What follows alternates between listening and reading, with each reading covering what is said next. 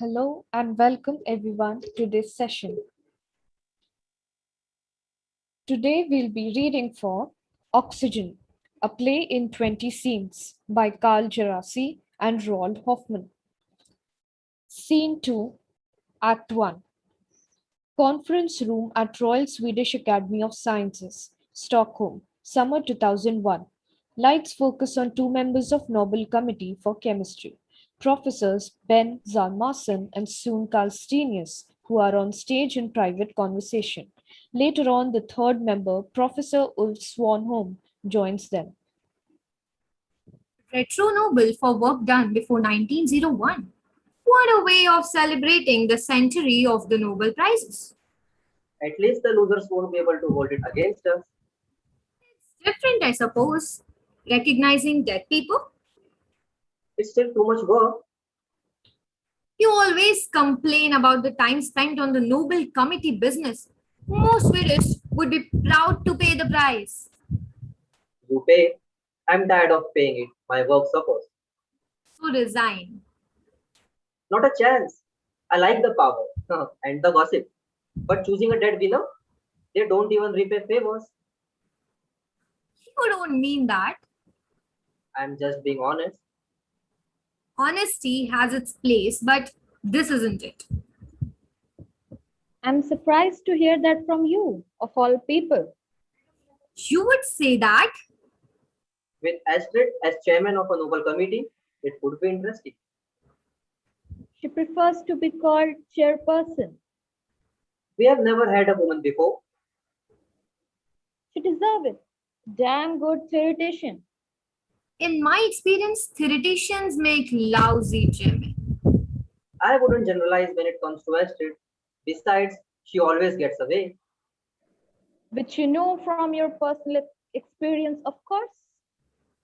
That was a lifetime ago. Well, 18 years? Here she comes with a shadow that's mysterious to us all. Astrid, have you told them about me? Not yet, Allah. They must be wondering. I am sure they are. Nobel Committee secretaries are usually older. And aren't they expecting a chemist for secretary? That's why you are called an amanuensis. Why not tell them what I do? It's no secret. All in good time. Trust me. Good morning, gentlemen. No, we are punctual, like all Swedes. You haven't changed, Ben. No, just a little, surely. You have all met Ulazon. Shall we get to work? We are here to decide on the first Retro Nobel Prize Award for work done before 1901. I assume you have all the relevant papers. Trivial question. Why are there only 4 of us? We have never had fewer than 5 members. We have no deadlocks with an odd-numbered committee. Trust Zool, always complaining. It was my decision. Any other questions? So, our choices are restricted to the 19th century or earlier.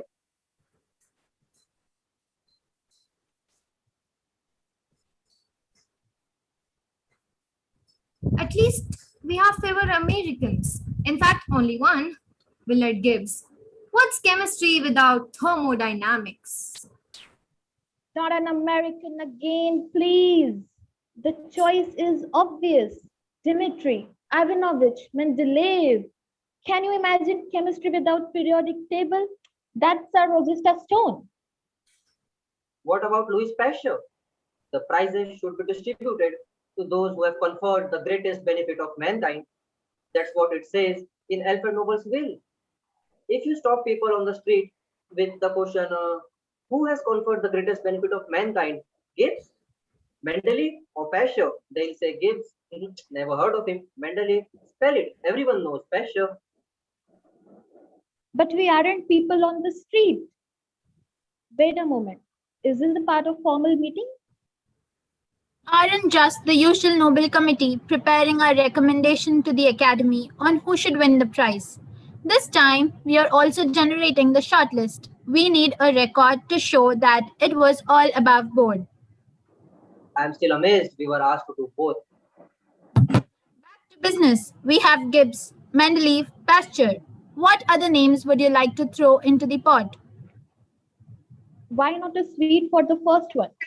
When it came to the regular Nobel Prizes, the Academy waited until 1903 before giving it to Arrhenius. He can't just be Swedish, he also has to deserve it. If you want a sweet, how about Carl Wilhelm Scheele for the discovery of oxygen? Start with the 18th century. Why not earlier? Probably wants to give it to alchemist, maybe even Paracelsus. The 18th century may not be a bad idea. People publish less, so we have less to read. But if we select Scheele, what about Antoine Laurent Lavoisier? Or Joseph Priestley. Right back to the usual Nobel quandary. Too many candidates. How about John Dalton then, the father of the atomic theory? Nonsense. Oxygen had to be discovered first, maybe for the second or third retro Nobel. Wolf has a point. Oxygen started the chemical revolution. From it came a science, quantitative measurements, the real elements in place. Absolutely. Everybody else. Dalton, Gibbs, Mendeleev, and all the Nobel Prizes in the chemistry since 1901 followed from that. It's amazing to think that before the chemical revolution, people were convinced that when things burn, something was released. It was called phlogiston. Do you want me to spell that? PHLOGISTON. Very good. Just a minute, Ben. These days, even many chemists won't have the slightest idea of what phlogiston means. You will have to explain it clear and pithy, please. Phlogiston, the essence of fire. How's that? Too pithy. You certainly aren't easy to please, at least today. But why even bother with a discarded theory? It's not as stupid as it sounds. It made sense in its own way that when everything burns, something, phlogiston, leaves, poof, and goes out into the air. Nice theory, but they were dead wrong. To move forward, scientists had to look at it exactly the other way around to arrive at the simple but blinding understanding that during the process, something is taken from the air. And that something is oxygen. And realizing that it was a part of the air and not all of it may seem obvious today. But then, in a time of revolutions, it was a revolutionary insight. Yes, but we have to be careful because Priestley and our Swedish hero Scheele believed in phlogiston till they died. So they fell for the chemical ground unified theory of time. But Lavoisier had the sense to pour spawn on phlogiston. Typically French, pouring spawn in their national sport. But this time spawn was justified. Consider what its proponents claimed about phlogiston, that sometimes it had weight, at other times it was weightless, or that the stuff could be caustic or not, transparent or opaque, colored or colorless. In other words, that it could be account for anything. And your point is? The language of chemistry was a holy mess and the grammar all wrong, until Lavoisier got it right. To be sure about our facts. We may have to turn to historians. I am joking. Is there anything wrong with history? It's things scientists do when they can't do science anymore. What would historians know about science? You might as well research the web. I wonder whether Scheele, Lavoisier, and Priestley ever met in one place. Very unlikely. What makes you say that? Absence of any historical evidence. But how would you know? Think of the royal competitions held all over Europe at that time. Scientists of the time needed patronage just as much as we need research grants today. What if they met here in Stockholm? Gustav III was wild about science and the arts. Dream on. And how would they have talked to each other? Speaking different languages? Who worries about language in dreams? Or Professor Dr. Sigmund Freud? Maybe that's why he never got a Nobel Prize. Soon is always worried about missing out on prizes. You never were even close to one. Look, you two, it's time to bury the hatchet. Do you think they were as ambitious as their modern successors? I wonder who could have told us. The obvious witnesses, the scientists of their time. Or their wives? I beg your pardon? Or their wives. Most men around that time had wives. What did they have to say? Scene 3. Stockholm 77. Same day as scene 1, a few hours later. All the couples are taking a walk, perhaps around the palace grounds. They are all aware of each other, both wanting to eavesdrop and not to be heard themselves. Antoine, beware. Of what? A challenge, An experiment? a book,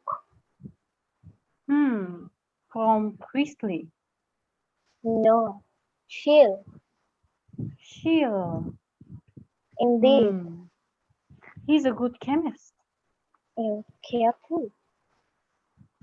I trust him.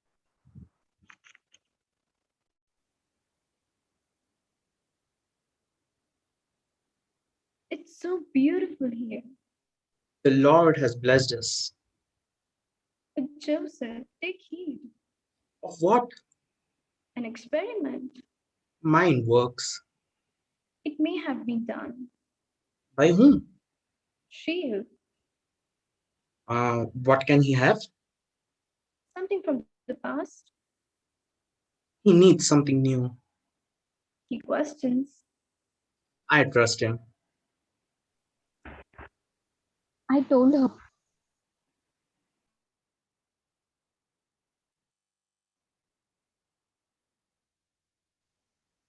And I told her. She and denied. he withheld it from her. I doubt it. Why? She keeps his correspondence. I didn't know that. But she was most curious. And She will tell her husband. I don't trust him. Scene 4. Stockholm 2001. Coffee break in the committee room. Ben sits reading a scientific journal. Ulf joins in. The others wander in and out of the room and relax. Bury the hatchet. What was Esther talking about? You don't know? Of course, soon will deny it. Deny what? You remember the Stanford group paper on new catalysts for oxygenated polymers? Something about it.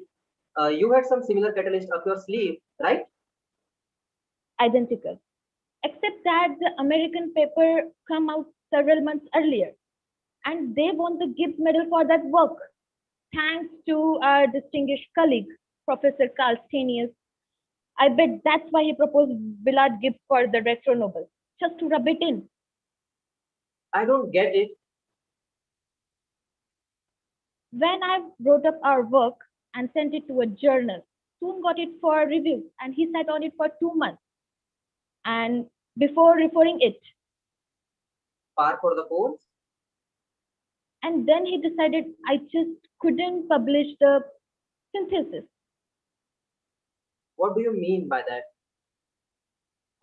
He said, that's not science, just taking one thing after the other off the shelf and trying it. When no one had made that one before, he said I had to figure out how the catalyst worked, and not only that, it worked. I wasted another half year on that wild goose chase. Meanwhile, he told his Stanford pals in California all about it, and they scooped us. Are you sure? Who else could have told them? He knows them all too well. But couldn't they have found it by themselves? Simultaneous discovery. It happens often No, enough. no, no. Nonsense, he told them. Ulf, you're obsessed. Let it go. You know as well as I that most of the time we are in a race where being first counts for everything. If you are second, you might as well be last. Is that all there's to it? How about all the money they must have made off the patent? I wouldn't blame Son. He's too honest. Just you have to look at his face. We all wear masks. Scene 5, Stockholm 2001, Royal Swedish Academy of Sciences, 1 week later. First to the discovery, no one will question that oxygen confers great benefit on mankind, right? Oxygen was good for the people before it was discovered. But we have to make it clear to the public that there are several reasons for why we need pure oxygen. We didn't pick oxygen for its value to mountain climbers or astronauts or sick people. There you go. Anything useful, and the professor says, who cares? Please, you two, we have to move on. We are agreed on oxygen, right? I now propose that each of you take the primary responsibility of digging up the evidence for the claims of one of the candidates. Who is fluent in French? Ein Mias depend de cause this cause moi. I didn't spend 2 years as a podcast at the fashion shoot speaking Swedish. Try me in Greek or Latin or German. And you, Ulf? Kamasi, usual high school friends. That's obvious. Levoisier archives are mostly in France and, of course, written in French. Levoisier is your man, Ben. You know Scheele wrote mostly in German and some peculiar Latin. I suggest you to take Scheele, which leaves you to Priestley, okay? Are you offering me a choice? I am offering you a candidate, but if you are unhappy, you and Sun can collaborate on both men. Thanks, but no, I'll take Priestley. Is that it for today? No, there's one issue that requires digging into the archives. And what's that? Scheele's letter to Levoisier, in which he outlined his own experiments with oxygen, what he called Feuerluft. We need to establish whether Levoisier got that letter and if so, when. Back to the Nobel syndrome. Who did what first? And did the one who did it first really know what he would done? Why does it matter? I'm a theoretician. For me, it's necessary to understand what one finds. Maybe for you, it matters less. You are an experimentalist. You actually get your hands dirty. Now it's my student's hand. So it's dirt we are looking for. I just wonder which we will find, a dirt of the honest labor or of other sort. And where do we look? The wipes. That's where I would look. Aren't usually they expected to clean up the dirt? Scene 6, 77, daytime, an anteroom in the palace. Monsieur Levasseur, how gracious of you to travel so far. I have never left Sweden. The invitation came from His Majesty, and His Majesty's curiosity on matters scientific is known to all of us. The invitation, indeed it is. I hear a but. But does it encompass pneumatic chemistry? Perhaps. And includes a personal desire to have us verify in public, as the invitation states, it's the one's claim to fire air. Perhaps it does. One does not refuse the king, but... But monsieur, who is behind this? Who had the king's ear? Oh, Torben Bergman, Primer Center Press among all Swedish scientists, as well as Your strongest patron. Patron is surely not a fault. We all have our patrons and pray to God every day for their long life and continual support. Amen to that. What is your question then?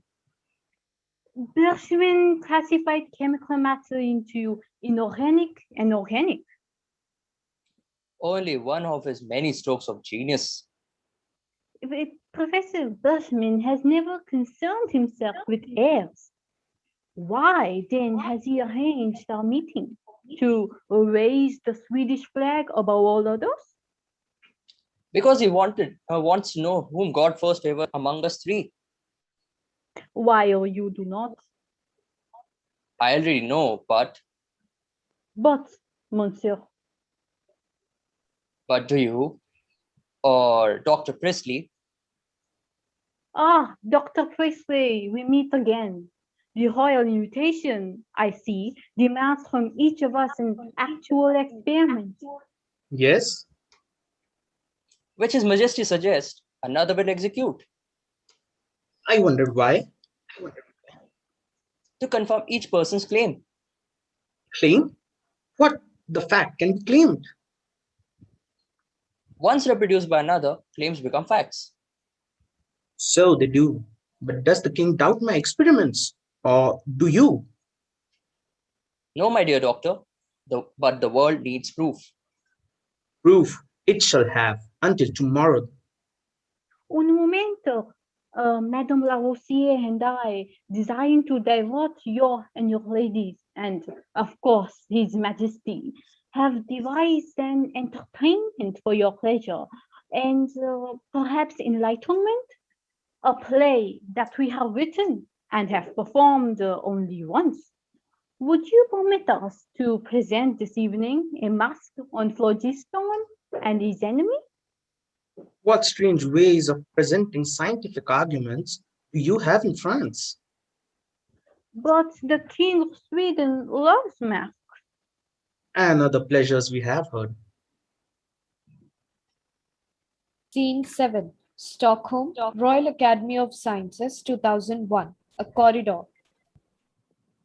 I can't just sit there. You've got to tell them. I like to see them off balance a lot. It doesn't hurt and it's amusing. If you say so. May I ask you a question? Certainly. What do you really get out of this?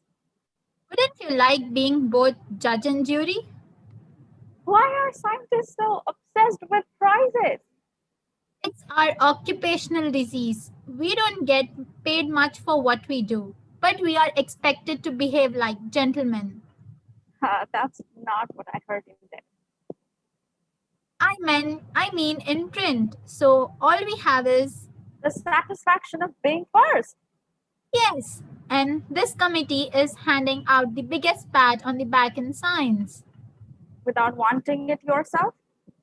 No Swedish woman has ever won it in science. One will eventually. How important is that to you, being first? You are beginning to sound like a shrink. Sorry. I just wanted to know what price you're willing to pay to be successful as a female scientist.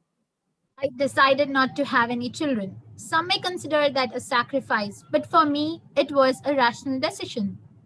Like for Madame Lavoisier? Is the committee your baby? A contentious committee, the best argument for contraception I have ever heard. Surely you have sensed some of the cross currents. You could say that. You can see how subtle Ulf and Soon are. Like you and Bey?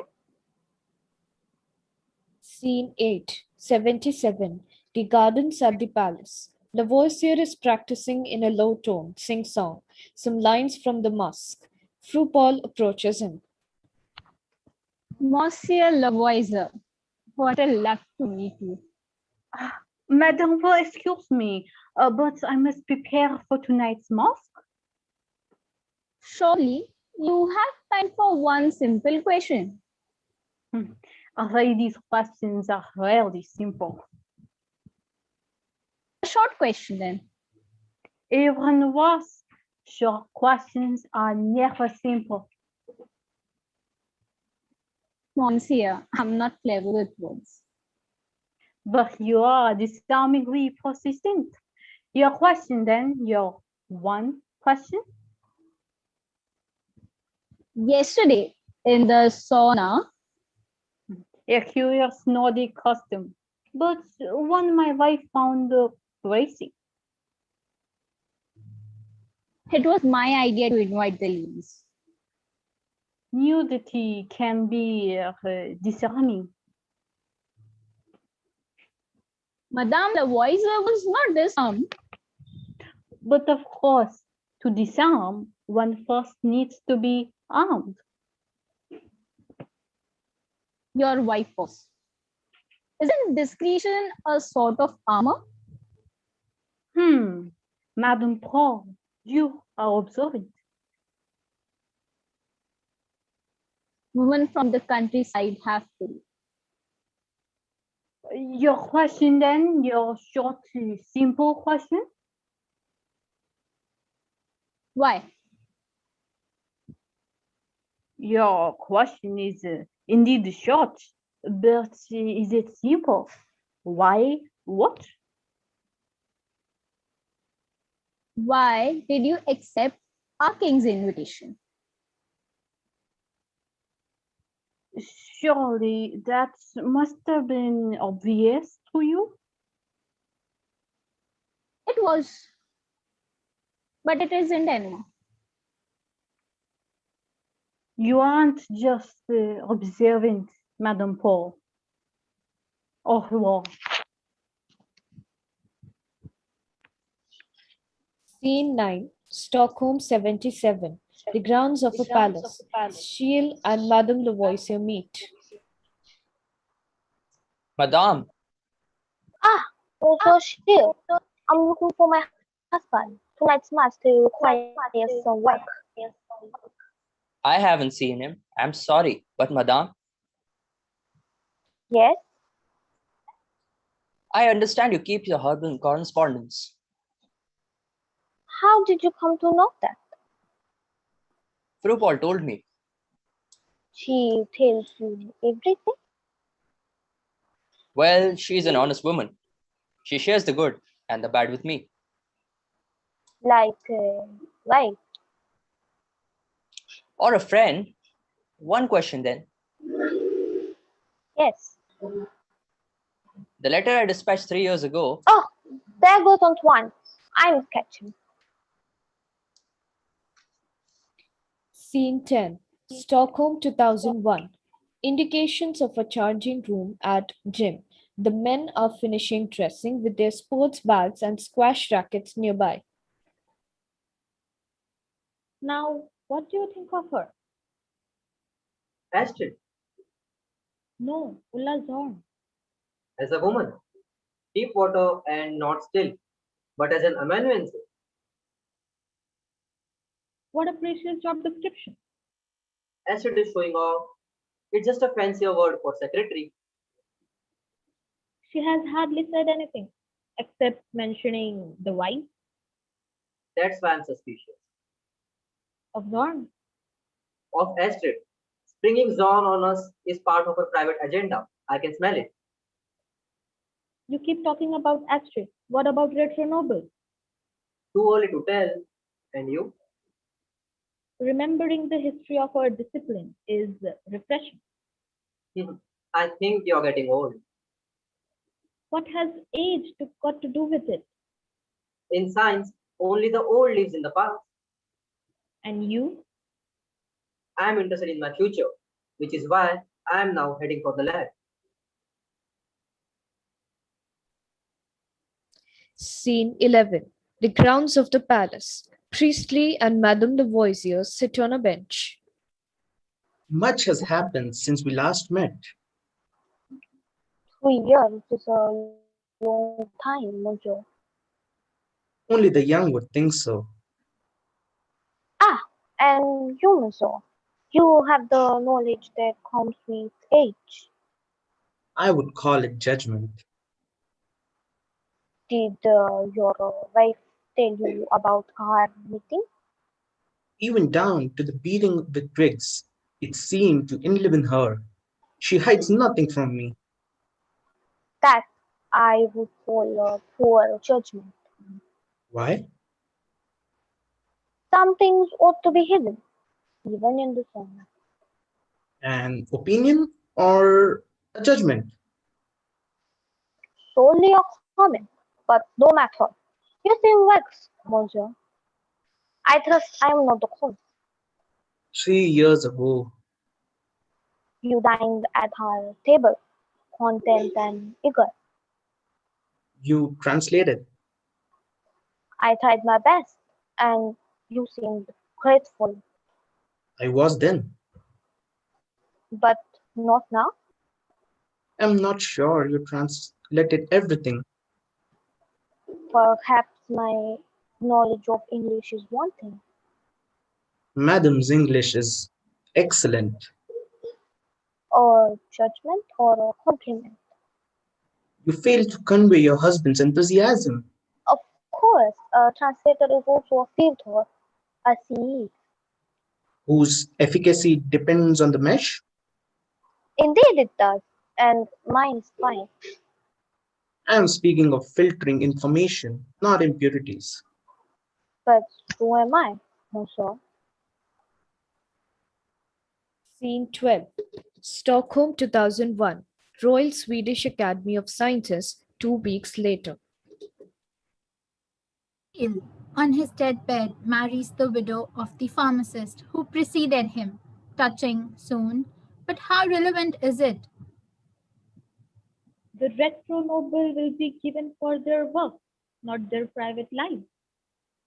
What if you can't separate the two? Lavoisier certainly had a private life. He even got his head chopped off. And that had nothing to do with chemistry. He was a tax collector, hardly a popular occupation during the French Revolution. But did your man, Scheele and Through Paul, live together? A deep question from our resident expert on sleeping arrangements. It depends on one's definition of living together. For most of the time, they occupied the same house, which he kept for Scheele. But did they share the same bedroom? It's been said by Scheele that he never touched a body without making a discovery. What a man! But these bodies were chemicals, not women. In my opinion, Scheele was celibate all his life, a chemical monk.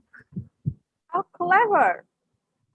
Mrs. Zone, you sound as if you have an opinion on this topic. After all, you are the one who mentioned wives. Yes. Yes, you have special knowledge? Or yes, that they did do it? Yes to the former and perhaps to the latter. It's so cold. Scene 12A. Lights fade on the committee, lights up on Scheele and Paul, who crosses over to sideboard and mimes the grinding of coffee. It is cold. Sound of a blowing wind. Carl Wilhelm, it's time you came in from the shed. Stopped work for the night.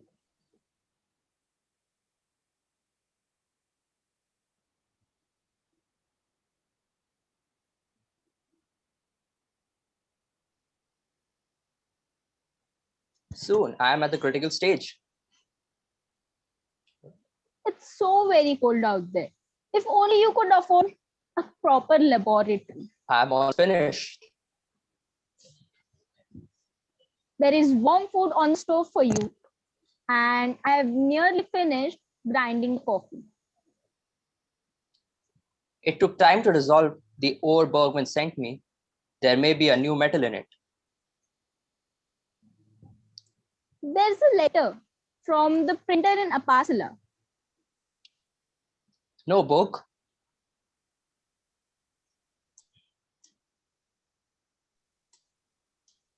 But when? I finished it last year. I sat on it for months. I complained. Now 3 months past, my experiments on fire egg gathered the damn printer shop. Others know of your work. A few friends in Sweden. The book was far beyond the bills. I could help you. But before the book,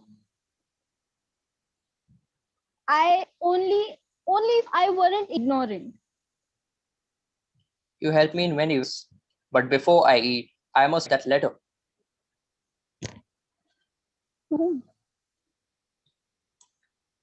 Monsieur Lavoisier, the French chemist, he has burning lenses, Sarah, that are as big as our house. With them, he can make a ratio as no one else. In my letter, I'm making pie. Why ask him? Because my hair is new. Because if he repeats my work, everyone will know of it. And of Forgive me, Carl Wilhelm. But is that what you desire the most? That the world knows of you? no one has asked me that before. It's very important. Do have it from the citizens of Kopi. And I want to earn enough to support you and your son. We manage. Because you are frugal. I never complain. So to earn enough to buy a more powerful burning lens. And to heat your laboratory, Carl Wilhelm, I worry about your health. The coffee is sticking to your hand. Is it some form of magnetism? You see, he did touch part of her body and made a discovery. That could have been personal magnetism. Where did you pick that up? Sheila mentioned the incident in a letter to Johann Carl Wilke, the secretary of Royal Swedish Academy of Sciences. But how did you come across that letter? Like most chemistry students barely know how Sheil was. A reflection on the professors rather than the students. So, how did you discover those nuggets of information? Later, No, Astrid, now. I'm finishing my PhD in history at Lund University. And how did you find the references to the coffee and the girlfriend, or whatever she was? Her name was Sarah Margarita Poole, and I found the story the same way you would have, research. I see. In that case, let me tell you about my research. Everyone knows Lavoisier, the chemist, but he was also a banker and economist who did everything from debunking mesmerism to shipping gunpowder to the Americans. Now listen to some goodies about Madame Lavoisier. My. I never thought my comment about wives would have such an effect on this committee. Don't flatter yourself, Miss Dawn. I've always thrown a wide net in my research. especially when it comes to women. Sorry about that. Go ahead, Ben. Tell us what you got in your net. First of all, Madame Lavoisier was not just his wife, she was also his amanuensis. Of course, not full time. It's not a very attractive full-time position for an ambitious woman. Everything is possible for an ambitious woman. She was head in the lab. Yet, she was barely in her teens when she married Lavoisier, her first husband. First husband?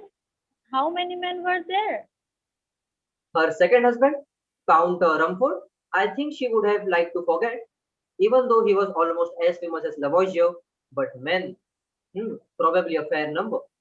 Even by present day standards, Benjamin Franklin was quite smitten by her, but pure Samuel Dupont. The American DuPont, the millionaire chemist. His French father.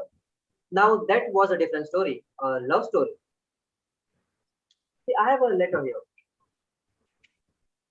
DuPont wrote her a letter 4 years after Lavoisier's death.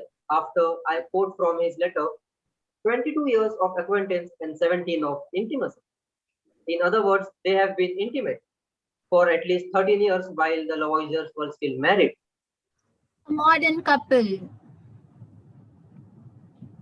If you could have continued to love me, I would have patiently accepted that destiny. That's DuPont asking, not me. Because a single evening with you around the fire, would have been compensation for both my eyes and heart. I belong to you, my dear young lady. The young lady was 41. Yes, to Ithaca, New York. Cheapest economy. 3 days only. Maximum 4. Call later. I can't talk now. Sorry, I didn't know which was on. That phone call, I wouldn't touch those damn things. another sign you're getting old. Why is she flying to Ithaca? Probably a boyfriend at Cornell University. I doubt it. You aren't angry, are you? Just amused, but you're showing off too much. Bengt Hjalmarsson irritates me. Is a complicated man. I suppose that's a compliment. In this instance, it's just an experimental observation, and think of the incentive a theoretician requires before doing an experiment. So, you also got your hands dirty. Ulf, what did you dig up on Priestley, or did you spend your time on Mrs. Priestley? I did not. Priestley lived at the right time in the right country, England, the 18th century hothouse of pneumatic chemistry. In the case of Priestley, the self-taught chemist just happened to be minister. He published 50 works on theology, 13 on educational, 18 on political, social, and metaphysical subjects. And A preacher dabbling in chemistry? 50 papers and no less than 12 books on science. You wouldn't call that dabbling, would you? What's in those books and papers? We must deal with content, with quality, not authorial diarrhea. Now, just because she completed only one book, just because your man was constipated. Enough. What about the chemistry? Did Priestley realize what he was doing?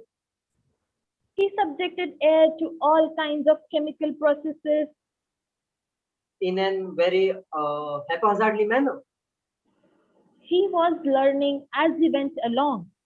When Lavoisier made his vital air, he used Priestley's method, didn't he? It's the results that count. In contrast to Scheele, Priestley was ambitious enough to let people know what he found. Maybe that's ambitious that clouded his judgment. What's wrong with ambition? Look at it as a blemish in the Persian carpet that makes it valuable. Does that mean that the carpet without blemishes cannot be as valuable or even more so? I'm beginning to regret having mentioned ambition and carpet. Let's forget about both. Anyway, Priestley loved to talk of his work, probably even to his wife. Or does that surprise you, Miss Zone? Why should it? Mrs. Priestley was educated. She wrote beautiful letters. Scene 12b. Lights up on Priestley and Mrs. Priestley. And what did you do in Paris? I visited Versailles with Lord Shelburne. And dined well, no doubt. So I did, including one night at the table of Morsier and Madame Lavoisier. Most of the natural philosophers of the city were there. I told them of my new air, in which a candle burned much better than in common air. I wish you had taken me, Joseph. I wish you had been there. It was difficult, Mary. They didn't believe you? Who knows? I knew the French common words, but not the scientific terms. I would have translated for you. I know, you are a clever woman, Mary. But who would care for the children? No matter. Madame Lavoisier asked how I made the air. And you told her. Of course, Madame Lavoisier understood. She explained it to her husband. I understand. She assisted in the laboratory. Indeed, after dinner, she displayed drawings of the chemical equipment. I envy her. So much better equipment than mine, which I hope will persuade Lord Shelburne to loosen his purse some more. But her drawings were skillful. I once learned how to draw. You help me in so many ways. You take care of house and family. And money, but I worry about its source. You are dependent on his lordship's favors, which could be withdrawn without notice. Joseph, have you heard what Edmund Burke says of you? The wild gas, the fixed air is plainly broke loose. At least he's got one of my heirs right. I wish you'd be more cautious. Politics are dangerous for you. They are planned in Birmingham could attack you for what you say on liberty and God. Change will come. Men will be liberated from the variety of fetters by which they have hitherto been held. Why be afraid? And of whom? Of these arch liquors of the king? I know what you preach, Joseph, but what about your laboratory, your work, our children? People stir against us. Let them.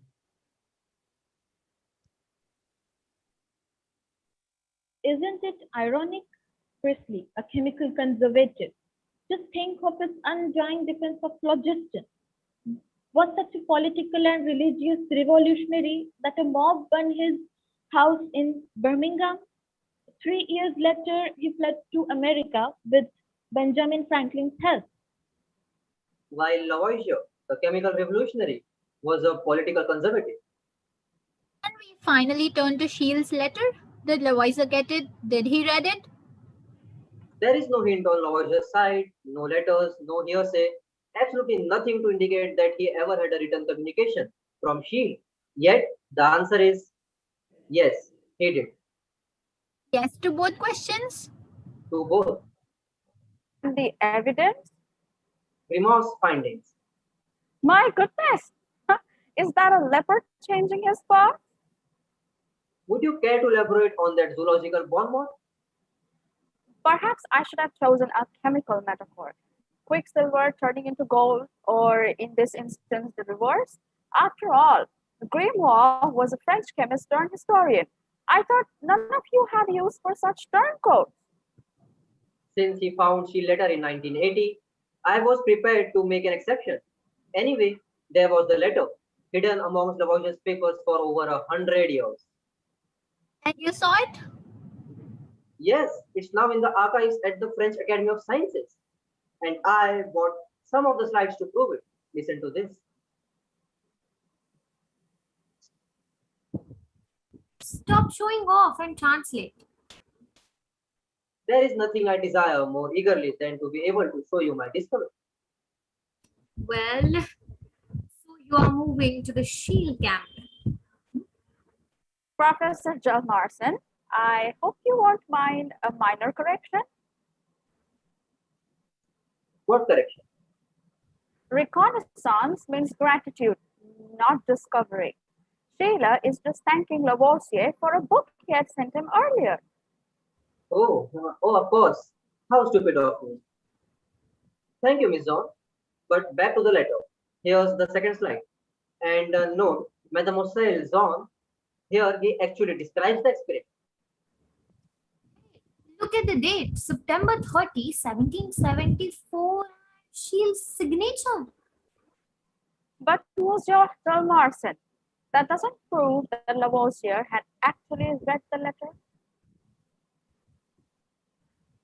Scene 13, 77, a theatre with a theatrical curtain. Sitting with their back to the audience are Dr. and Mrs. Priestley, Shield and Froupol. There is a suggestion of a royal box occupied. Mr. and Madame Lavoisier enter. Your Majesty. Your Majesty, Doctor and Mr. Priestley, Apothecary Shield and Froupol. welcome. Knowing of your love for the stage and opera, Your Majesty. In this, your magnificent court theatre at Drottingen, In the tradition of the court of our King Louis XVI. we bring you a small entertainment, a mask of The victory of vital air. Over phlogiston.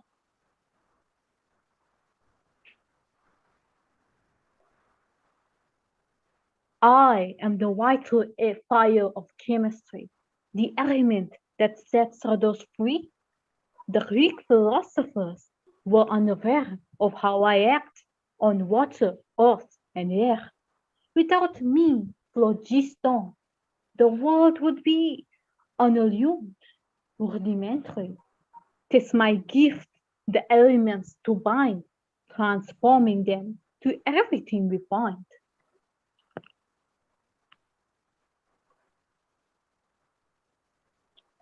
Monsieur, you are most glittering and sure of what the world is made of. Tell me more. You say there's a theory this, a theory there. Pray show me how these elements react. A just inquiry, madame. First, take fire. All things that burn release me into the air. Take charcoal, pot, they're all full of phlogiston. And when their breathing ceases, I am gone. You have an end? No, listen carefully. Air can hold only so much of me. There can be other ways I may appear when pure metal rusts off I fly, my dear. Your miracles are endless. Tell me more.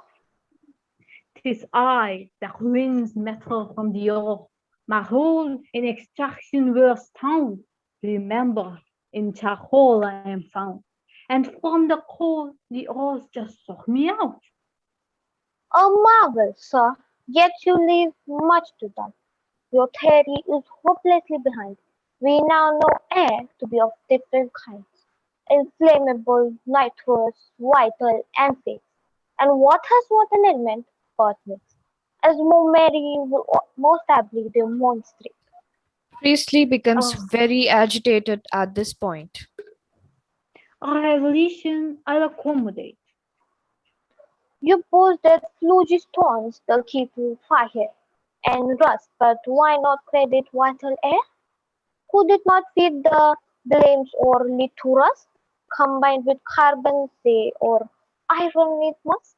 You claim that metal needs you, but what for? When charcoal coaxes oxygen from earth? Another point I think cannot be true is your idea of rust. Surely you knew that metal grows in weight when dust decays. Yet you insist that nothing new is made? My dear, phlogiston might just be so light that it is weightless. Could he still be right? Tentatively dances with large balloon to gain elevation. Monsieur, you're speaking like an ass. You know there's no such thing as negative mass. A revolution is about to dawn in chemistry as oxygen is born. Phlogiston is a notion of the past, disapproved and set aside. Indeed, the past. Priestley, Scheele, and Froupol grow more agitated.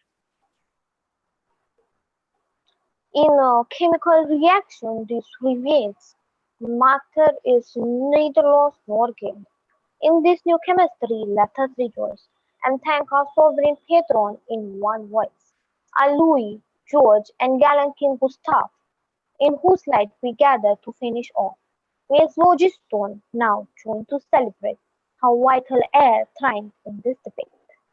Phlogiston and Vital Air struggle to the concluding music. Madame Lavoisier pricks balloon with hatpin, whereupon it explodes. Phlogiston sinks to the ground. The Priestley, Scheele, and Froupol overturn their chairs and rush off the stage. Lavoisier and Madame Lavoisier drop their masks on the floor. They weren't amused. Perhaps we went too far. We planted the seed, the doubt will grow. I worry. Act 2, Scene 14. Stockholm 77. Suggestion of a palace setting.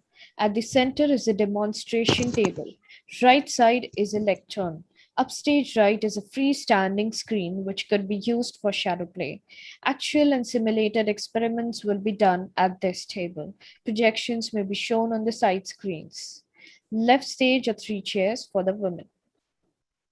Your Majesty's esteemed guest, throughout Europe, pneumatic chemistry is in the air. A dispute has arisen. Who among these great savants discovered the vital air supporting life? A golden medal with likeliness of a King Gustavus III will be struck in the honor of the true discoverer, and a king is famed for his munificence in other ways. As he squanders the people's money. Let the judgment of Stockholm begin, and let the three savants be their own judges. Vital air. Who made it first? I did, and called it Eldslöv, a good Swedish word for fire air. But is that not air deprived of all phlogiston? The air that inflames all things. That is why I named it dephlogisticated air. But dear Sheil, where should we have learned of your discovery? In my book, about to appear. I made that air by heating Mercurius calcinatus in 1774 and communicated that discovery in the same year. Me, he who starts the fire does not always catch it. There is no hare to catch if someone does not start the hunt. It is we who must decide who first captured the essence of vital air. And what does this mean? It is essential to know who made the air first. For it is the invention that will be remembered by posterity, not its ephemeral interpretation. Let us do the experiment. We judge vital air in this matter. Whose experiment will come first? Monsieur Lavoisier, do me the honor of performing the experiment I brought to your attention some 3 years ago in the letter. I know of no letter. Let me read it for you. Dissolve silver in acid of nitre and precipitate it with the alkali of tartar. Wash the precipitate, dry it, and reduce it by means of the burning lens in your apparatus. But I brought no burning lens. My apologies. With the burning lens at hand, monsieur, when I first wrote, I thought of your celebrated giant lens, which was so much superior to what was available in my pharmacy. No matter. A mix of 2 airs will be emitted and pure silver left behind. And then? Apothecary once invited me into his shed to show me an experiment he had done on Lady Napasala. He was bubbling the newly formed fire air to a kind of water. It must have been lime water. It turned cloudy, didn't it? How do you know? I've listened to Joseph's lectures on fixed air. The same air we expire, the one we remove by passage through lime water. In the remaining air, he bade me thrust a splint that had blown out. Just a glow of a coal at its end. It was toward evening. And it flared in brightest flame and kept burning. I did that experiment in 1771, 3 years before your experiment, Dr. Priestley, in a pharmacy in Uppsala, with equipment much more modest than now put at our disposal by your majesty. Yet you did not report it? I told Professor Bergman. I thought he would tell us. I had to earn my wages. I wanted to experiment. I had little time to write up my observations. Your experiment was with a silver salt. I obtained the air over the next 3 years many different ways, including red Mercurius calcinatus as you did. Ah, the red mercury compound. It is also how we, Dr. Priestley and I, made that air. We were not in the same laboratory, Monsieur Lavoisier. Pray speak clearly of who did what and when. More than once, my experiments in pneumatic chemistry were cited by you. And is that a reason to complain? Only to be then diluted, if not evaporated. How did I do that? You right. We did this. We found that. Your royal we, sir, makes my contributions disappear. Poof into thin air. When I publish, I say, I did, I found, I observed. I do not hide behind the we. Enough of wordplay. What's now? I made that air first and did so alone, and I will now show you how I accomplished that. Mr. Shield, will you perform the experiment? It will be an honor to do so. In August of 1774, I exposed Mercurius calcinatus, the red crust that forms as mercury is heated in air, in my laboratory to the light of my burning lens. As the red solid is heated, an air will be emitted. White, dark mercury globules will condense on the walls of the vessel. You will collect the air by bubbling it through water. As soon as the gas appears, be careful, Mr. Shield, to catch it underwater. But where is your balance, Dr. Priestley? Shall the gas not be weighed? A timepiece is sufficient. We have here two chambers, one with the ordinary air and the other with my new dephlogisticated air. Mr. Shield, now take a mouse. I asked him, why mice? And And he said, mice live as we do. Would you use English, children? They live on a part of ordinary air. Then he placed one mouse in jar of plain air. But it died in time. How do you know that? Apothecary Shili showed me. It is a well-known fact described by other savants. And then he placed the other one in Fire air. my Joseph's dephlogisticated air. And it lived much longer, did it not? That is why we call the new air eminently respirable or vital air. With living things, Carl Wilhelm can be clumsy. He often dropped them, but we know mice in the country. If I didn't catch them, the cats did. I detest mice. There is no doubt that Dr. Priestley's method produces vital air. But monsieur? Now is my turn. May I proceed? Of course. We just observed the mouse living longer in vital air, as we all have made. Yet, in the end, the mouse died as the air is depleted. However, in my own work, I have moved far, far beyond watching mice die. Your Majesty, gentlemen, this air that I propose will henceforth called oxygen. I object, sir. It's easy to call something by a new name when you don't know what you have. Be descriptive, sir. Why not dephlogisticated? I know this air as well as you do, monsieur. Oxy is Greek for acid, and since I believe our air to be associated with our acid, I am being descriptive. Descriptive? But you, sir, are being acid, but our dephlogisticated air is not. Allow me the courtesy to continue. This air is at the heart of chemistry.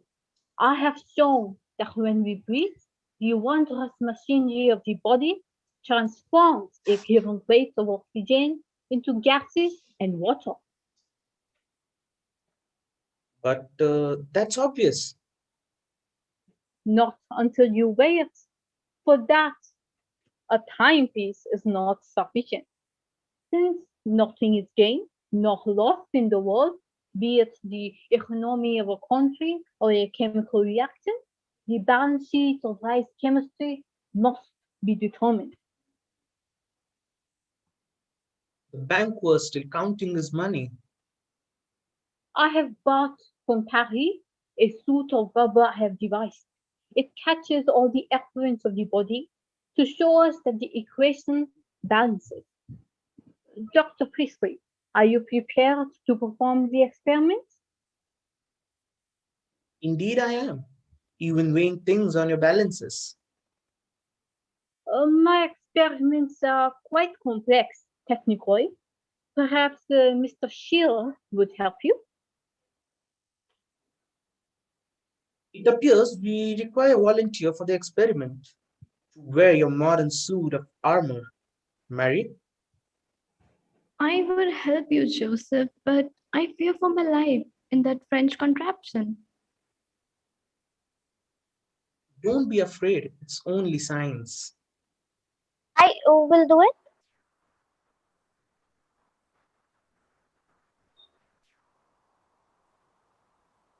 Not only must you weigh my spouse, you must also weigh her suit. The measurements will take several hours. Poor Madame. Quantitative experiments is a hard mistress. She sketched her husband's experiment. But why? For her pleasure. As a record, I suppose. But why should a record be needed? To give others evidence of what was done, of course. And when it was done, I should think. I trust you took care for the margin of error that must not be more than 18 grains in 125 pounds. What did you find? Madame Lavoisier has lost some weight. But when we take into account the water and fixed air spread out, there's indeed a rough balance. Now we have verified each other's experiments. Now that we see that nothing is created Except by God. or lost, Except by man. Or women, especially when she is the subject of an experiment. gentlemen, the crucial mass balance punctures Phlogistone's home. Not in my view, sir. The experiment you so laboriously had us do with balances and the patient suffering of your wife did demonstrate, I readily confess, one function of your eminently breathable air. But, Monsieur, you did not show us how you made that air. I knew my air wasn't ordinary air. Did I not see metals combined with it, with sulfur or with phosphorus? That does not tell us how you produce the dephlogisticated air. Pray stop calling it dephlogisticated, Dr. Priestley. The name derives from a theory that is passé. Not for me. Not for me. Why not a new name for this air to avoid this argument? Call it oxygen and yield to the tyranny of a nomenclature invented by you. With a new structure is needed for assign a new name. When indeed there must be a revolution, new names are also required. You did not know what that gas was. I saw the need for one air explaining roasting, burning, and respiration. But until that October dinner in Paris, when I informed you of my observations, you did not know the nature of that air. And until that October day when you got my letter which told you how to make a fire here. I had begun my experiments with mercurius caricatum. Only after you heard of what I discovered. You did not know how to make that air. Order, gentlemen. His Majesty is vexed. Royal displeasure is the only judgment you'll receive today. Scene 15, Stockholm 2001. A small bar at Swedish Academy. Astrid is at the table down left with Ulla. Astrid leaves to go to the ladies' toilet. What did you say your PhD thesis was on? You never asked me. I'm asking now. Women in the lives of some 18th century chemist. I hope you wouldn't mind the comment. I had a little choice before, so another won't hurt. So Astrid felt she had to smuggle you in. Don't you feel used? With you, I might have, but not with Professor Rosenquist. Professor Rosenquist? Why don't you call her Astrid? I do, usually. Why not now? Out of respect for her. I didn't like the way you questioned her about my presence. I was irritated. I am irritated. I don't usually like surprises. You made it very clear what you thought of history and historians. How could we have known that a historian was in the room? Huh? You wouldn't have acted differently. Probably not. Actually, I have a feeling something has changed. Yes. Now, you all think you're experts in my field. When I see all of you sniping at each other, worrying about who published, who didn't, that wasn't my idea of science and scientists. You think we arrange beetles in a museum? I thought at the heart of science was sheer curiosity. I see that in Scheele, maybe also in Priestley. I start having troubles with Lavoisier. So Lavoisier is too meticulous for you. Is his interest in precise dates any different from yours in exact dates and documents? I'm also talking about each of you. You are confusing science with scientists. Am I? Science is a system, a search driven by curiosity, all the time touching what's real. That system works. No matter what motivates the people who do it? Scientists might be after priority, power, money, as long as they publish. Ulla, someone will check their work. And how often does that happen? The more interesting the discovery, the more closely it will be checked. To prove the other person wrong. What a novel reason. It still keeps us honest. Most of the time, it doesn't matter whether angels or devils uncover how the world works. It doesn't even matter if they give proper credit to others. You're pretty cynical. Maybe we all are a little. Maybe Astrid, maybe. But another part of me also knows that science is not always about power or control or even progress. The world can be a playground full of secrets where it's just plain fun for me to find out why one molecule is bent and other linear. In other words, scientists can also play. Like historians? Who knows about historians? See you later. I've got to go back to the lab. Well, Allah, what do you think now of Bengt? As you said earlier, an interesting man. I think I said complicated. I will tell you a story about him. You know, he was at the Pasteur Institute. He met a young French biologist there. She came back him to Sweden. Now, that is interesting. They lived together, but she couldn't take our November nights. So she went back to France. Since then, he's been in the lab all the time. But at night, he plays the cello. So you like Ben? I think you do too, don't you? Scene 16A, Evening 77, following Stockholm Challenge, probably an interior of the Lavoisier boudoir. You will meet them both. She's Narcissine's sister.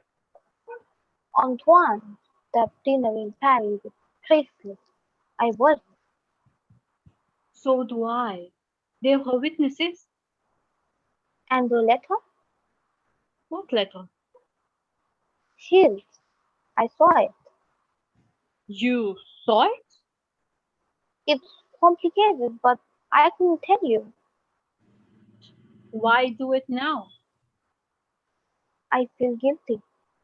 And I must share your guilt? You are my husband. Where's the letter? Hidden. You have not destroyed it. You look so angry. Why? I do not wish to discuss it. You cannot tell your wife. I can tell no one. But why?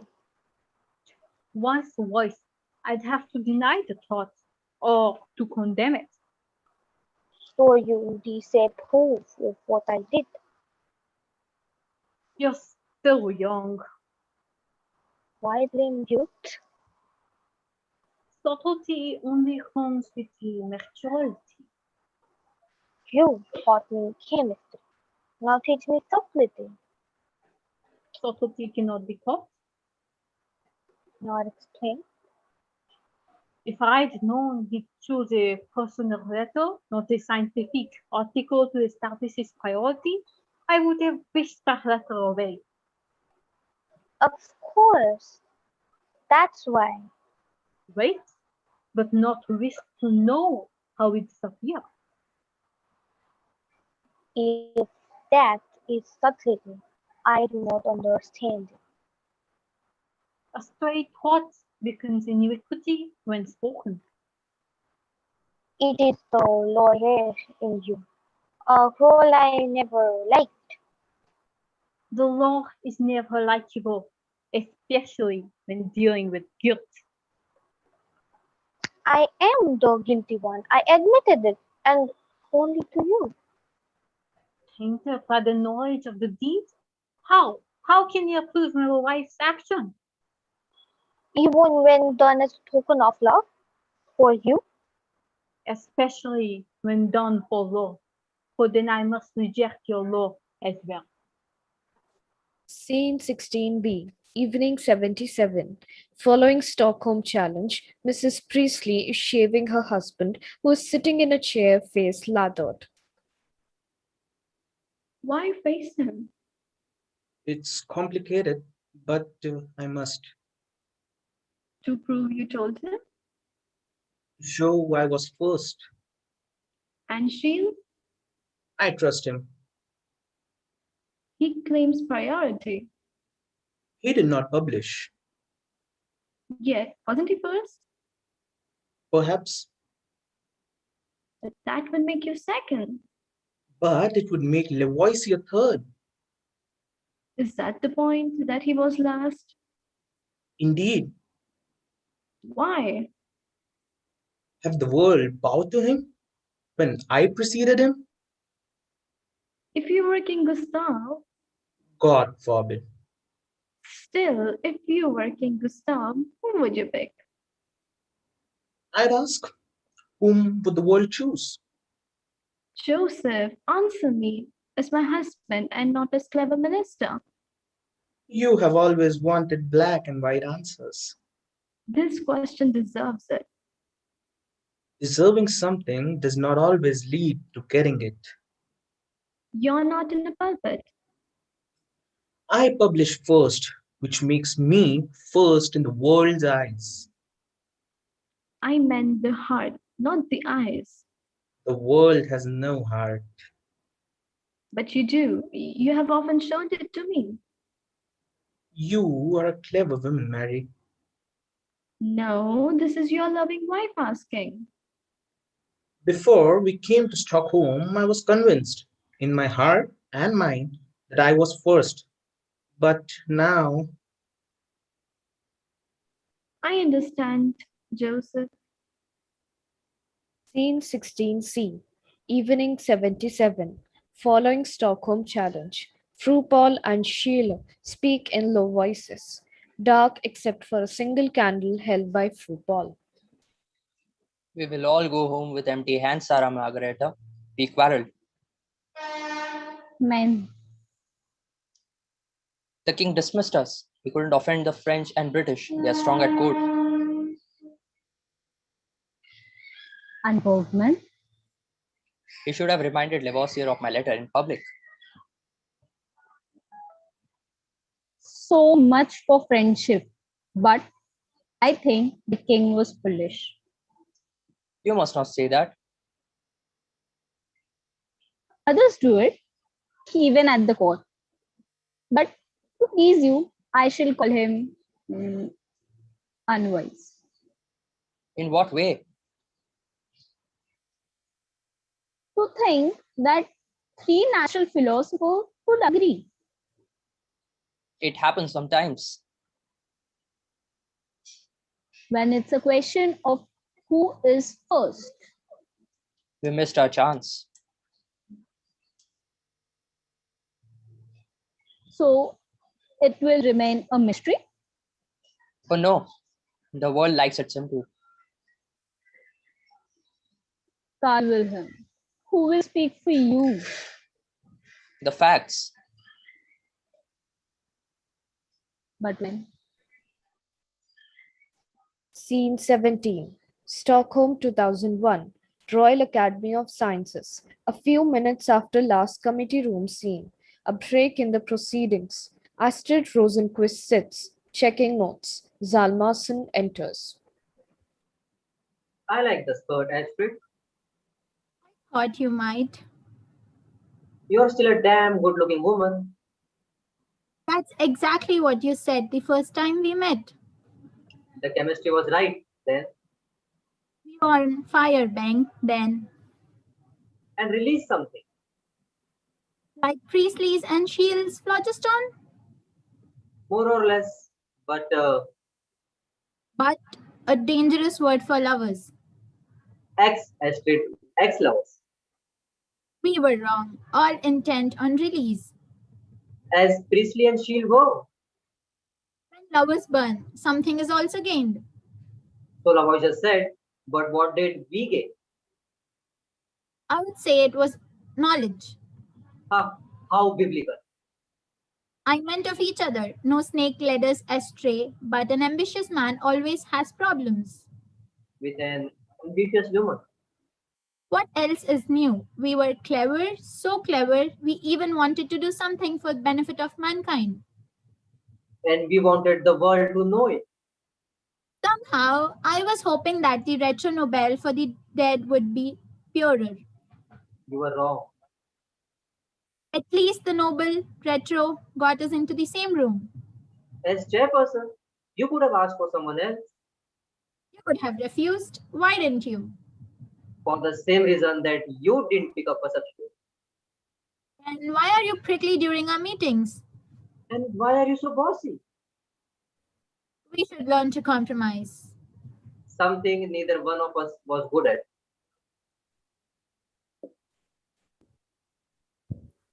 That was a pretty good paper you published the other day. Pretty good. All right. Damn good. Why the compliment? It wasn't meant as a compliment. It's a factual observation. You mean that? Why tell me now? Astrid was right. Bury the hatchet. Uh-huh. Wolf, you are carrying a grudges too far. Okay. You're always blaming me for holding up your paper. I was only doing my job. You did nothing but nitpick. That I discovered a great new catalyst for a reaction that no one could make go before. That wasn't enough for you. I wanted you to do better. Dissent of you. I wanted you to understand how it worked on the atomic level.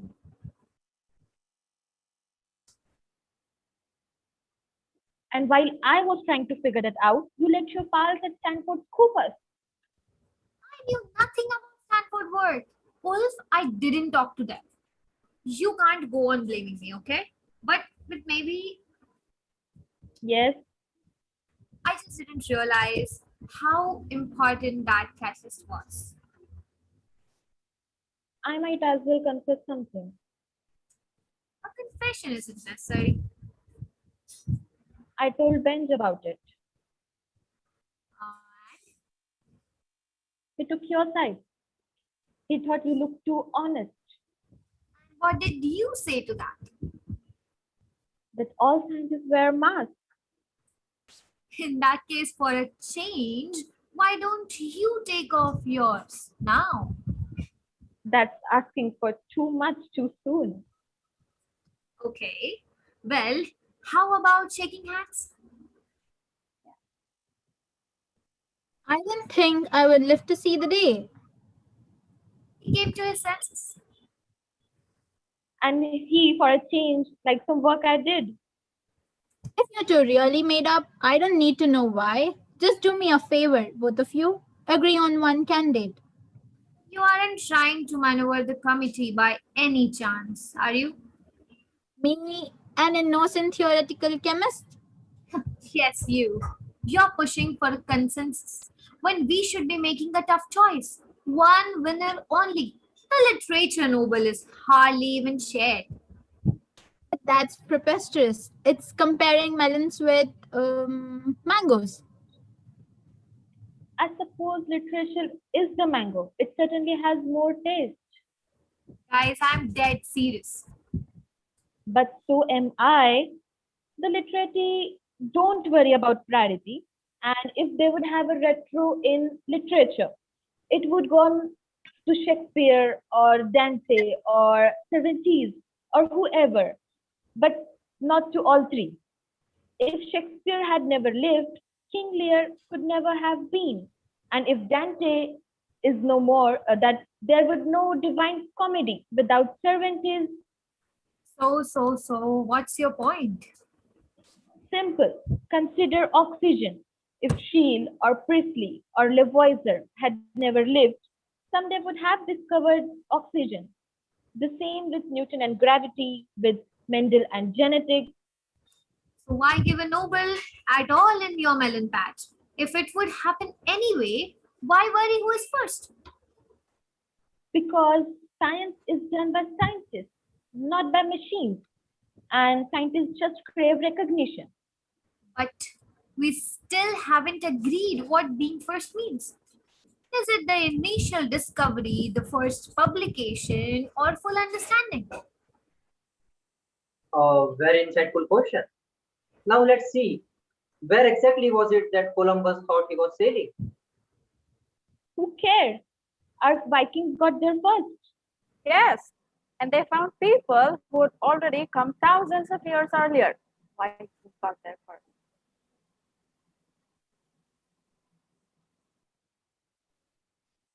Scene 18. Funeral darkness, except for spotlight on Madame Lavoisier downstage, quill pen in hand and about to write a letter, and Mr. Lavoisier downstage, each in apparent soliloquy. My dear wife, in the solitude of a cell, I do not just reflect on my sudden fall from grace, but on our life together. My dear husband, like my father, you recognized a young girl's heart. You did not snuff it out. You were not bored when I played the harpsichord for you in my father's house. You were not bored when I spoke to you of chemistry, of geology, of astronomy. Remember when we played the game of Good Fortune? I wondered where the arrow would stop, at which word, wisdom, convent, marriage. When we played the game of Good Fortune, I heard from you the magnet's power, whereby I moved the arrow to love, a word I had not used before, and then I married you. And then I became your trusted partner. But love, I never heard you say again. I have no time for idle pastimes, even for children. I thought you understood. Science and public service were your métier, always. Still, I always felt she was satisfied. Yet for you they were the men. love is what I miss. I offered you more through partnership. No other man could do the same. Perdue Pond offered love to 17 years. No matter, I did not here explain to you what I had done. Now, before it is too late, I must write of it.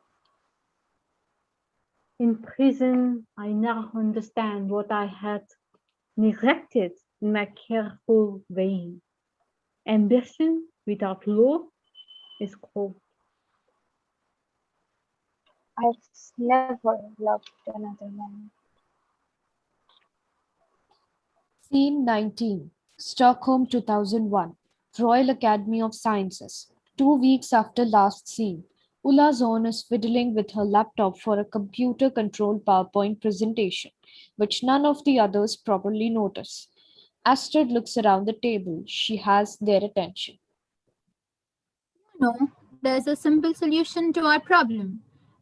Give this first retro Nobel Prize for chemistry jointly to all three and cite them for the chemical revolution rather than the discovery of oxygen. A cop out.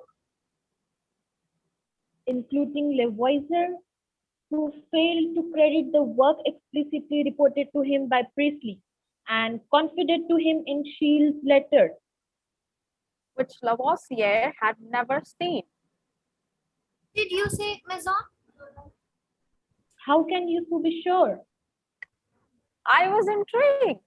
So I made a quick flight to America to the library of Cornell University. You wasted your time. I know all about the Cornell collection of Lavoisier papers. It would have also saved you some money. The money came from one of my research grants. You were always loose with money. And what did you find there? A book. A book in the library. What a surprise. The book was called Histoire du Théâtre. But how is a book going to help us? And that too, a book about theater. I'd like to show you some slides. The object I found there looks like a book. It's Madame Lavoisier's Nécessaire, a travel chest, disguised as book. To my knowledge, historians had not mentioned it before, but I saw it in the catalog of 1956 Souvenirs de Lavoisier, a sale held in Paris, and then found out that the Cornell Library had purchased it in 1963. So I decided to take a look. Intuition. Why not call it hands-on research by a historian? Here, it is open. Look at all the compartments with threads, needles, combs, pens, and bottles for perfumes and ink. Even a ruler crammed in a slit like a Swiss army knife. I'll be damned. And when you lift the tray out, there's a space for stationery. I checked the watermarks. The paper is actually after Madame Lavoisier's time. Her hairs must have used the Nécessaire. The broken mirror in the lid intrigued me. There was a space behind the mirror. I poked gently around it and I found a paper. This one. What is it? A letter. This is a photocopy, of course. A letter apparently never sent from Madame Lavoisier to her husband.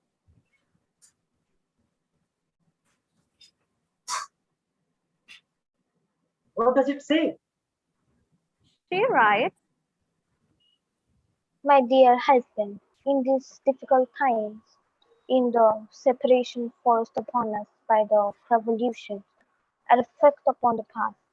I return time and time again to Apothecary Shields, 1774 letter.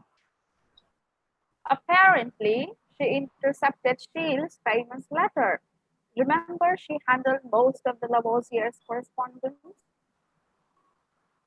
Now that the brilliance and accuracy of your studies have convinced the world of the central role of oxygen in chemistry, now that the phlogiston lies in the graveyard of discarded theories, I will not speak of diehards such as Dr. Priestley who continue to preach it.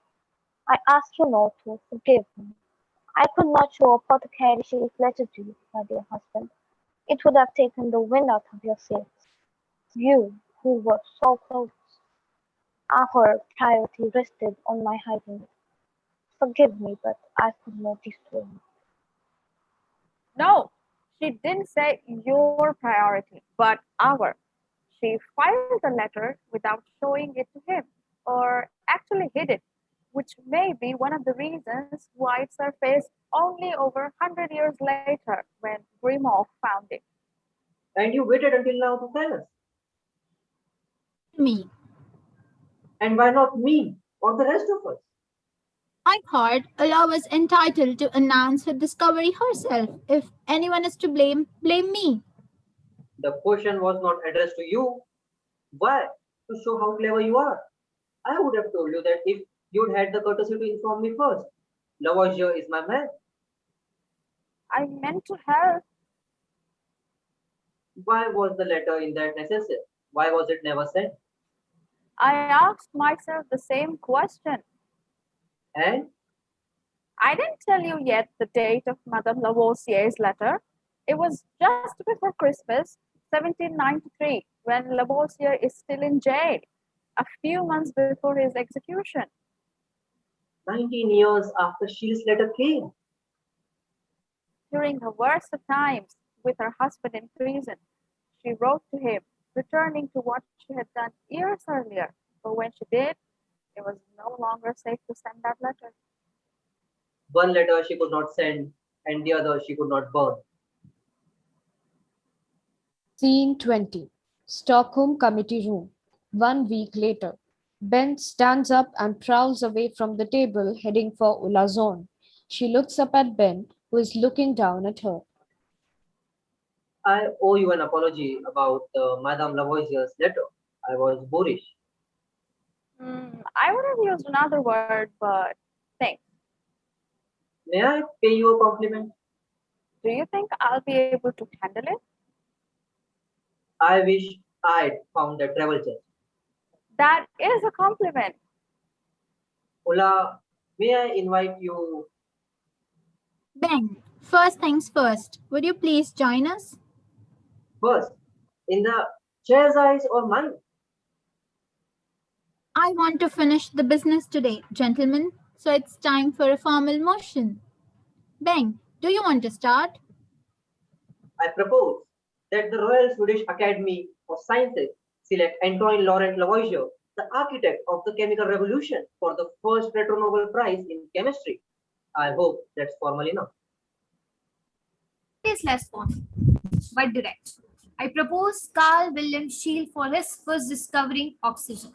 A humble man too, who didn't indulge in the hype of self-promotion despite holding a record for discovering at least 5 elements, including chlorine and manganese. If Soon wants to bring other invention, what about my Priestley's discovery of laughing gas, carbon monoxide and nitrogen, or carbonated water and pencil erasers? Alfred Nobel would have been pleased by Priestley's series of practical. Your nomination, please. What are a few months between friendly competitors? Clearly, we have a case of simultaneous discovery. I propose Scheele and Priestley. Full stop. Lavoisier, he may deserve it, but not for the discovery of oxygen. I nominated him as the father of the chemical revolution. That happened to have come from oxygen. Lavoisier's feelings are clear, yes, but he brought about true change. Ignore moral lapses. It's happened more than once with our regular Nobel Prizes. Only innate delicacy prevents me from naming some examples. Delicacy, Bang. It's not something I would have listed among your many virtues. In that case, let me be blunt. Good or poor ethics simply can't be weighted on the same scale with good or poor science. But what a precedent for the first retro Nobel. Please, we have had it with the arguments for and against. Now we need to make a decision. There are 7 combinations of the 3 names that one might imagine. The 3 men alone, 3 pairs, and all 3 together. I admit I am relieved that Lavoisier never saw Scheele's letter. But does it change the fact? We all know Lavoisier was not the first to discover oxygen. You still have to understand what you discover. Do you realize that as late as 1800, your man Priestley still wrote a book entitled The Doctrine of Phlogiston Established and that of Composition of Water Refuted? In other words, down with H2O, but onwards with mumbo jumbo. You are too hard on my experimentalist. The world needs physical chemists like Lavoisier or even better theoreticians. Like you. They could have done worse, but we all know what role women played in chemistry at that time. Madame Lavoisier got about as close as was realistic. Now, decisions. We have 4 committee members and 4 proposals. Lavoisier alone, Scheele alone, Priestley plus Scheele, and finally all 3 together. I presume that each of you would still vote for his original recommendation? Even if I change my vote and pick one of your choices, that won't get us far. Here is a way to resolve our problem. We all vote for a pair of candidates. 3 options only? Lavoisier Scheele, Lavoisier Priestley, and Priestley Scheele? Brilliant. But why waste time going through your exercise of voting for pairs? Well, it forces everyone to think about another candidate while still holding on to their favorite. But what if we don't have second choices? You, more than anyone else in this room, should know that in life, we mostly end up with second choices. You, more than anyone else in the room, should know that I can't be forced onto a decision.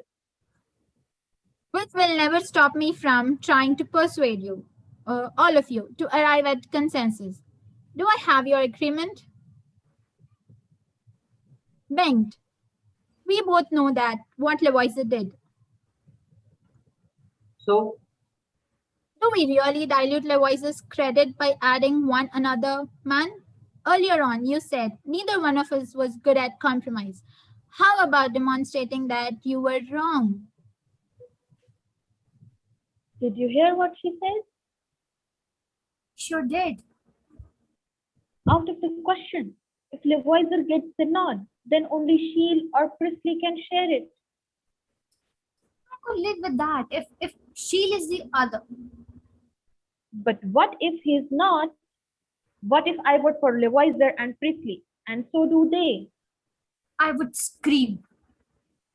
Before or after the vote has been counted, a lot of good that will you do. So what's your proposal? Let's both vote for your man and my Priestley. I'll have to think about it. You better do it fast. Ella, would you distribute the ballots? Please, Peng, please. 2 names. Do Madame Lavoisier that favor. So, what's the vote?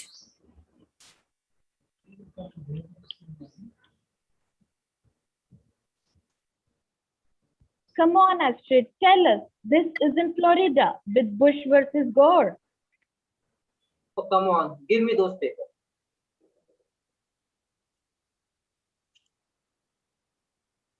It could have been worse. Nothing is created, nothing is lost. Yet nothing is simple. Surely not a word that bullet on my father and my husband in London. Not even the burning of candle or the breathing of a monk. My husband understood that, and posterity will recognize him for it. Of course, some will ask, What good is such recognition? Oh, much good will come from our oxygen. Kings will surely tax it, but after death, other savants will carry on where the poacher apothecary and the priestly chemist and my husband stopped. Imagine what it means to understand what gives a leaf its color and how it turns red, what makes a fever fall and flame point. Imagine.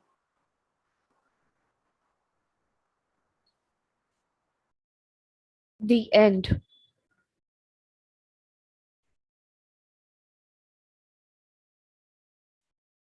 Cast of the play: Tejaswini Dhurde as Lavoisier, Sanyukta Raut, Mary Lavoisier, Vineet Kumar Pillai as Joseph Priestley, Nupur Mohite, Mary Priestley, Prathamesh Ghadole as Carl Scheel, Vaidehi Ingle as Fru Paul, Dhairya Gupta as Ben Zarmason, Jannavi Kharadkar as Soon Kalstenius, Rachna Gaulikar, Astrid Rosenquist, Pooja Kodwani, Ulf Swanholm, Diksha Shakya, Ulla Zone, Apurva Barve as Court Herald.